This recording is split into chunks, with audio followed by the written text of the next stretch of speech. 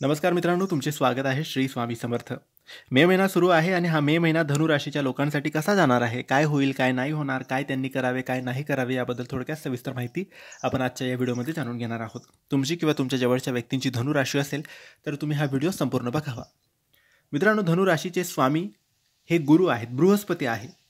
हा महिना तुमच्यासाठी ज्ञान, सृजनशीलता आणि नवीन मार्गदर्शन घेऊन येणारा आहे. तुमच्या नैसर्गिक उत्साहात आणि आत्मविश्वासात वाढ होईल. तरीही काही निर्णय शांतपणे विचार करून घेणं आवश्यक आहे, विशेषतः आर्थिक आणि कौटुंबिक बाबतीत. नोकरी करणाऱ्यांसाठी मे महिना बदलाचा आहे. काहींना नवीन जबाबदाऱ्या दिल्या जातील तर काहींना प्रमोशनची किंवा विभाग बदलण्याची शक्यता आहे.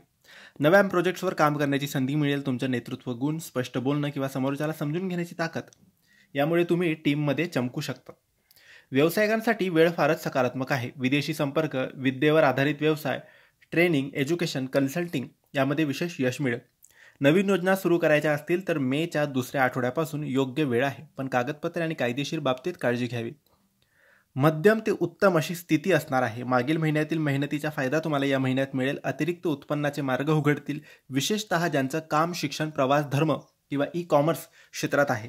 पण खर्चही वाढलेले असतील. प्रवास, कौटुंबिक जबाबदाऱ्या, मुलांचे शैक्षणिक खर्च यामुळे बजेट नीट आखणं गरजेचं आहे. सट्टा, लॉटरी यापासून दूर राहा.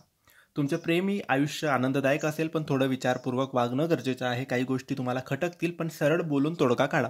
प्रेमात असणाऱ्यांसाठी नवीन कमिटमेंट किंवा लग्नाचा विचार होऊ शकतो. विवाहित लोकांनी घरातील संवादांवर लक्ष द्यावं. जोडीदाराच्या मताला आदर दिल्यास नातं बळकट होईल. आरोग्याच्या बाबतीत सामान्य स्थिती असणार आहे, पण थकवा, रक्तदाब किंवा जठराच्या तक्रारी जाणवू शकतात. लांब पल्ल्याचा प्रवास करताना शरीराचा नीट विचार करा. डाएटमध्ये गोड कमी खा. फळं, सूप किंवा खूप पाणी तुम्ही पिऊ शकता, त्याचा वापर करा. मानसिक आरोग्यासाठी ध्यान, योग उपयुक्त तुम्हाला ठरणार आहे. घरातील वातावरण मिळतं जुळतं राहील, पण एखाद्या ज्येष्ठ व्यक्तींच्या तब्येतीकडे लक्ष द्यावं लागेल. बंधू भगिनींबरोबर आर्थिक अथवा मालमत्तेवरून चर्चासत्र होऊ शकतं, पण उत्सव किंवा धार्मिक कार्यक्रम घडतील. घरात मुलांना प्रेरणा देणारे अनुभव देतील अशी चर्चा करा. धनु राशीच्या विद्यार्थ्यांसाठी मे महिना महत्त्वपूर्ण आहे. ज्या गोष्टी शिकायच्या आहेत त्या मनापासून करता येतील. स्पर्धा परीक्षा, परदेशी शिक्षण किंवा नोकरीच्या संधी यासाठी ग्रह अनुकूल आहेत. कॉन्सन्ट्रेशन वाढवण्यासाठी ध्यान किंवा स्टडी रुटीन तयार करा.